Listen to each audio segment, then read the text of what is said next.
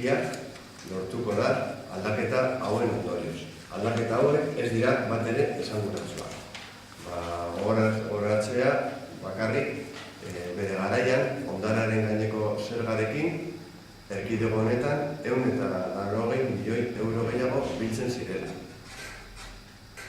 Hori kendu zen, eta orain plantatzen diren aldaketa guztiekin diru kopuru hori berreskuratuko zen. Eta horrek suposatzen du barne produktu gordinaren 0,3 bakarrik. Eta Europako bataz bestearekin dagoen aldea presio fiskalean 8 puntukoa da. Beraz, nahiko garbi dago, aldaketa hauek, dela oso duen bezala, ez dela bat ere esanguratsuak. Zer gehiago esan dezakegu honetan?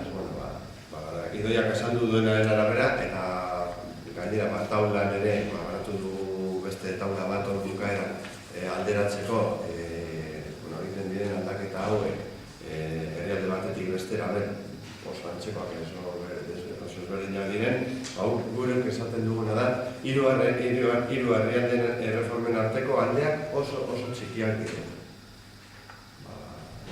Idoiak esan du, eta guk esaten duguna da, ez direla berdina.